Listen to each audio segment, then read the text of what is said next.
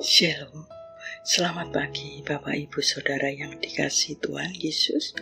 Jumpa kembali di Resapi GKJ Margoyudan pada hari ini.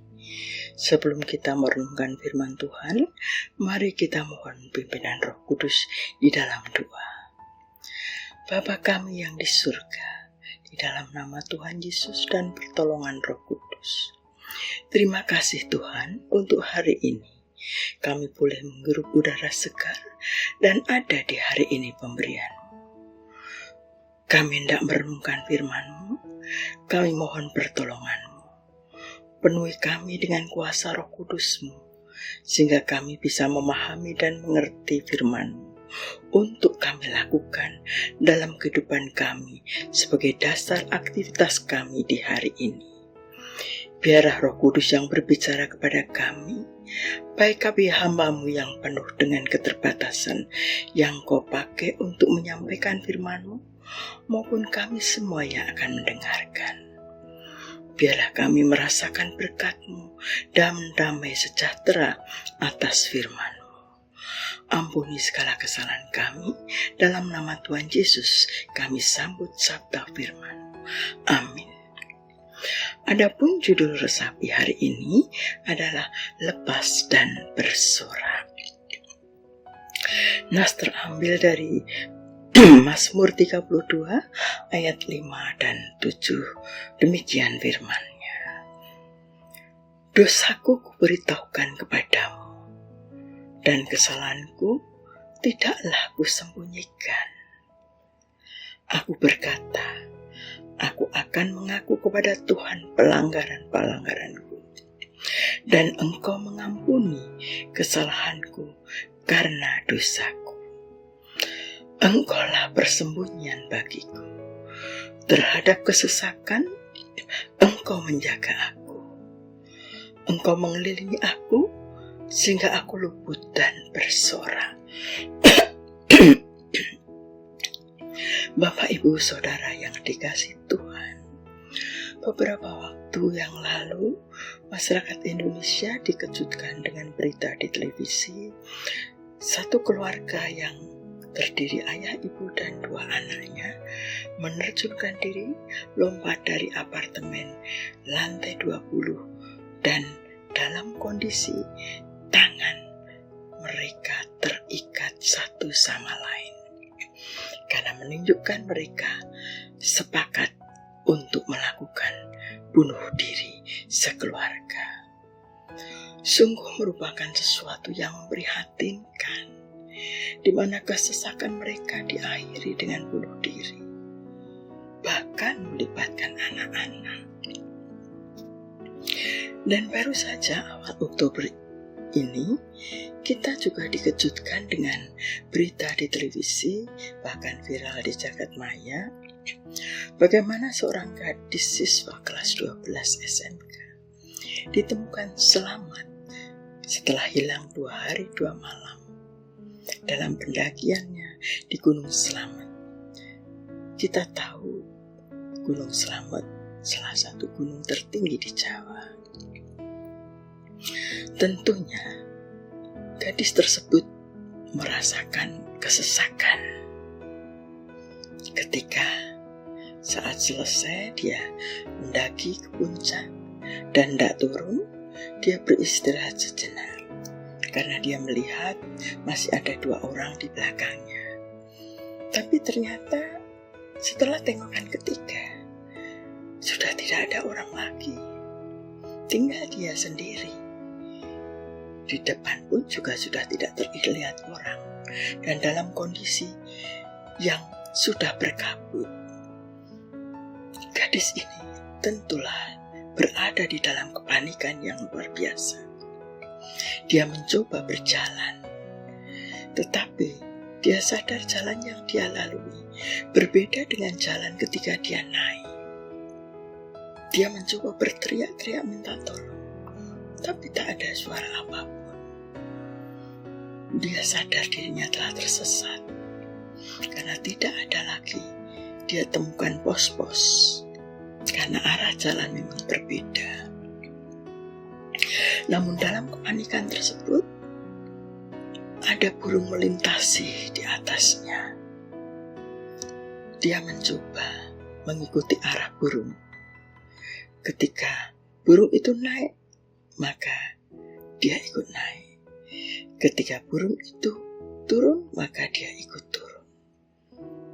Naomi merasakan burung itu memandu jalannya. Karena dia mencoba berhenti, maka burung itu pun juga turut berhenti. Bahkan saat dia minum di sungai, burung itu berhenti di atasnya, seakan menunggu. Sampailah burung itu membawa dia di hutan yang lebat, dan sudah malam. Naomi melihat di hutan tersebut ada seperti api bakaran. Dia sempat senang, oh berarti ada kehidupan. Tapi dia berpikir dan memutuskan untuk diam di situ, tidak menuju api ataupun berteriak, karena dia tidak tahu apa betul itu orang, api, atau magic. Tapi kalau itu betul memang orang, berarti ada kehidupan. Meskipun tidak masuk akal, bagaimana orang tunggal di hutan selebat dan sebesar ini. Naomi tetap berpikir, dan kalau toh itu betul manusia, apakah dia orang baik? Kalau dia tidak orang baik, maka Naomi sadar justru jiwanya terancam. Maka dia memilih agak menjauh dari api tersebut dan diam di situ. Ketika ditanya oleh wartawan, apa yang dia lakukan selama 2 hari 2 malam di hutan itu, dia menjawab, ya saya doa aja. Karena saya teriak pun gak akan ada orang yang bisa mendengar. Jadi satu-satunya akses saya hanya Tuhan. Jadi ya saya ngomong dengan Tuhan. Saya doa, mengaku segala salah saya, karena saya tidak izin orang tua. Dan salah-salah saya yang saya tidak tahu. Mungkin ada dan Tuhan anggap itu salah, itu dosa. Jadi saya mohon ampun terus pada Tuhan. Dan menyerahkan hidup saya.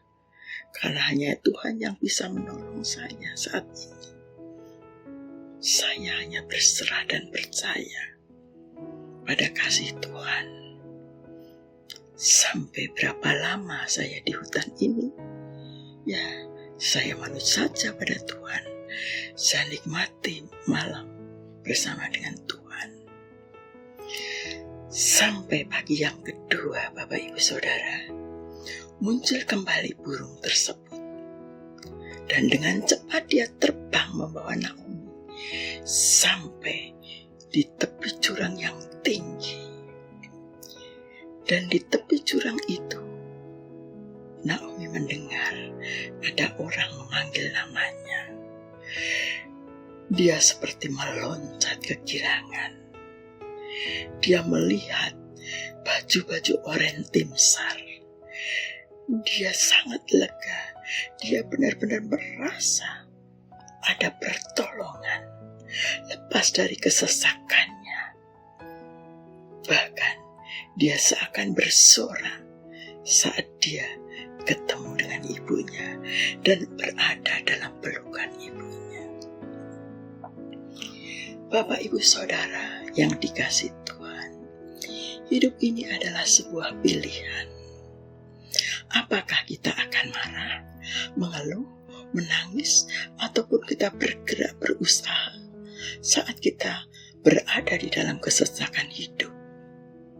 Apakah sepanjang hari kita menyalahkan diri sendiri, mengeluh, atau menyalahkan kondisi, menyalahkan orang-orang di sekitar kita? Kita marah-marah, itu adalah pilihan kita. Atau kita mencoba berpikir di dalam kesesakan. Apa yang dilakukan gadis remaja pendaki gunung tersebut? Seperti yang diungkapkan pemazmur hari ini. Dalam kesesakannya, ketakutan, kesendirian, kepanikan, dan tentu banyak kekhawatiran. Sendiri di gunung, di hutan yang lebat, melewati malam. Tapi apa yang dia pilih? Dia sadar hanya Tuhan satu-satunya akses yang bisa dia hubungi, yang bisa mendengar teriakannya, bisa mengerti keberadaannya. Maka dia berdoa, Tuhan menyerahkan kesesakan hidupnya saat itu, menyerahkan kelanjutan hidupnya saat itu hanya kepada Tuhan, dan memohon ampun berulang kali dan dari semua dosa dan pelanggarannya. Dosaku kuberitahukan kepadamu, dan kesalahanku tidaklah kusembunyikan. Aku berkata, aku akan mengaku kepada Tuhan pelanggaran-pelanggaranku, dan Engkau mengampuni kesalahanku karena dosaku. Dan mengakui Engkaulah Tuhan, persembunyian bagiku. Terhadap kesesakan, Engkau menjaga aku. Engkau mengelilingi aku, sehingga aku luput dan bersoraklah. Dan apa yang Tuhan berikan? Tuhan kirim burung untuk menuntun dan menjaga dia, sampai akhirnya Naomi bisa berteriak, bersorak, karena dia luput dari kesesakannya, ditemukan tim SAR kembali dalam keluarganya. Kalau saat ini, Bapak Ibu Saudara, di antara kita tengah berada dalam kesesakan, sebagaimana tertulis di dalam Alkitab yang diberitakan pemazmur, sebagaimana kisah gadis ini yang menginspirasi kita. Tuhan adalah persembunyian kita. Tuhan menjaga dan mengelilingi kita, sehingga kita bisa luput dan bersorak. Apapun masalah kita yang menjadikan kita berada dalam kesesakan, hanya Tuhan yang bisa menolong kita. Datang pada Tuhan, ungkapkan segala kesalahan dan pelanggaran dengan sejujur-jujurnya di hadapan kita, dan berseru, Kau perlindunganku, Kau jaga hidupku dari kesesakan, sehingga ku lepas dan bersoraklah. Ku ungkapkan dosaku, tidaklah ku sembunyikan. Ya Tuhan, ku akui semua pelanggaranku, lalu Kau ampuni semua kesalahanku. Setiap kesalahan oleh karena dosaku, Kau perlindunganku,